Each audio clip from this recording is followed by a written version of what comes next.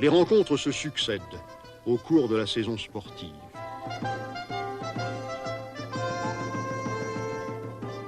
Chaque prince ordonne la cérémonie militaire dont il a fixé le jour. De toutes parts, les chevaliers sont venus en bande. Entrée triomphale dans la ville parée.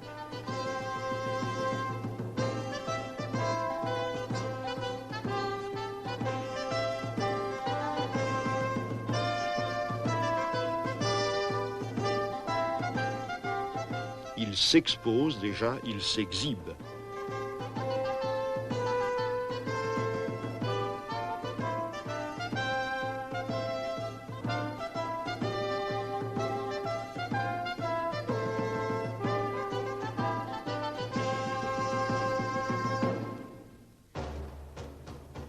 Un prélude musical.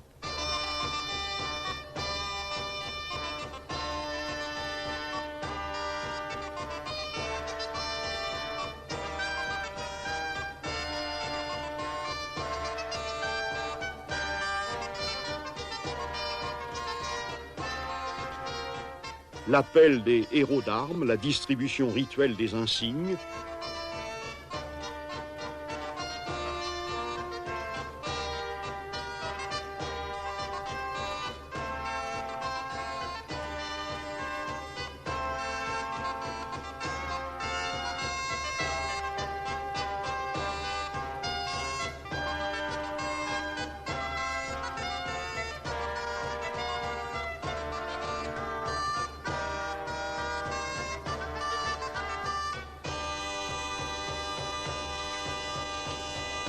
Devant l'estrade, sous le regard des juges et des femmes, le jeu commence.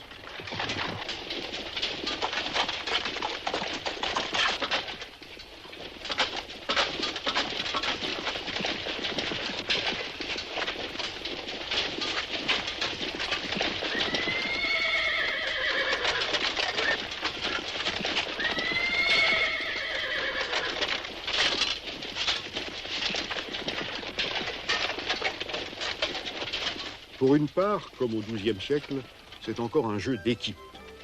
Une mêlée confuse, violente, où s'affrontent en 2 ou 3 camps les chevaliers servis par leurs valets, leurs garçons, comme à la guerre. Cependant, le plein de la fête est dans les combats singuliers, les joutes. Et alors chacun peut savourer la virtuosité de ce que Froissart appelle les apertises d'armes, les démonstrations d'adresse et de force qui valent au meilleur la gloire et le prix. Parade quasi nuptiale, danse amoureuse des mâles devant les dames, le jeu de combattre est-il autre chose que l'une des péripéties d'un autre jeu, le jeu d'aimer?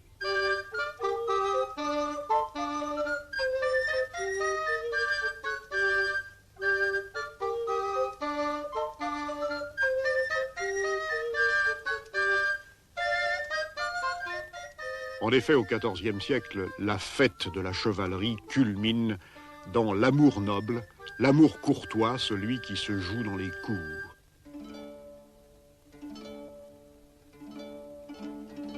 Et c'est par les égarements de l'érotisme que la haute société cherche avant tout à tromper la mort. Les règles de ce jeu s'étaient peu à peu fixées 300 ans, 200 ans plus tôt. Choisir sa dame, porter ses couleurs, la servir comme le vassal sert un seigneur, espérer ses dons, la conquérir. Quand, passé 1300, le grand art se désacralise, il décrit inlassablement les rites du jeu d'amour. Rites astreignants, c'est une loi que tout chevalier doit respecter.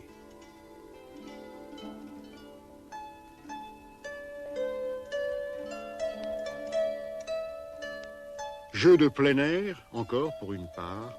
Toutefois, ni le champ nu des joutes militaires, ni les profondeurs forestières des grandes chasses, proche des chambres tapissées, le verger, le jardin clos. À l'image des jardins de Saint-Paul à Paris, au Marais, au milieu desquels le roi de France, à la fin du XIVe siècle, délaissant le palais de la Cité et le Louvre, choisit de faire résidence.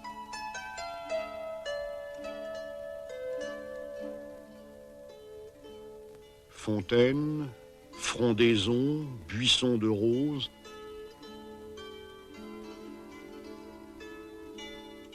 oiseaux étranges, la nature capturée, domestiquée, pour servir de cadre à ces liturgies du plaisir, comme elle l'avait été pour de toute autre liturgie dans l'enceinte des cloîtres monastiques. Les brises, les parfums de l'herbe et des sources, tout cela possédé, comme sont possédés les bijoux.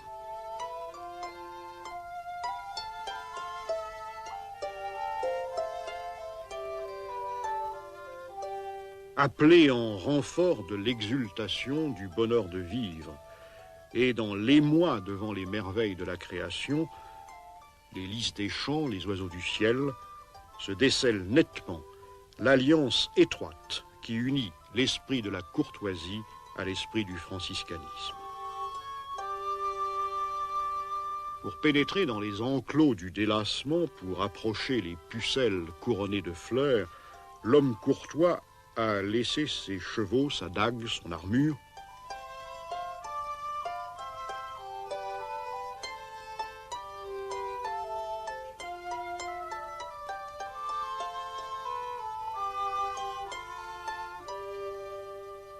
Il revêt un autre personnage à demi féminin, et dans ses atours chamarrés, il retient la brusquerie de ses gestes, il s'efforce à la grâce. Autre parade, autre virevolte, cette fois de paroles, de chants alternés, de danse. Ravagé par la peste et la guerre, le XIVe siècle fut aussi l'une des grandes époques de la chanson.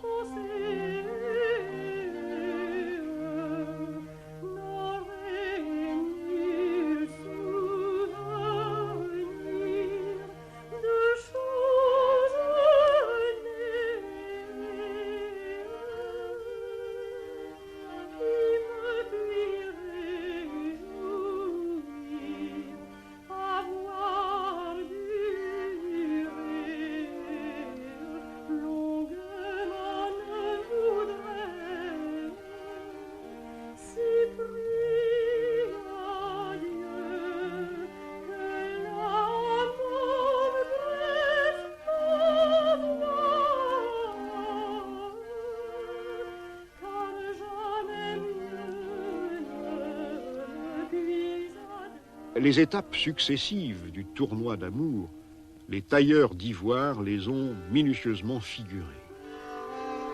Rencontre. Échange d'abord de regards. Les premières passes d'armes sont des coups d'œil.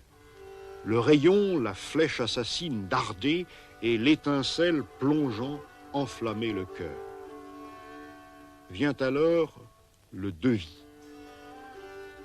Le couple conversant sur le même banc, côte à côte, comme étaient côte à côte le Christ et la Vierge au tympan des cathédrales dans la scène du couronnement. Et enfin, le jeu des mains, les caresses. La règle imposant de ne pas forcer la dame, imposant à celle-ci de céder peu à peu et de prendre, en un certain point, les devants, l'initiative. J'ai dit laïcisation de l'art, irruption, invasion des valeurs profanes, mais dans les cadres laissés par l'art des cathédrales, ce sont les thèmes de l'art d'église qui sont dans le décor de l'amour, l'un après l'autre, réemployés. L'amour sous les formes d'un ange. L'arbre du paradis, de la faute d'Adam, de la tentation, devenant celui du bonheur. Compénétration mélange. Sur cet ivoire, Jésus et Marie dans la posture de deux amants. Ambiguïté.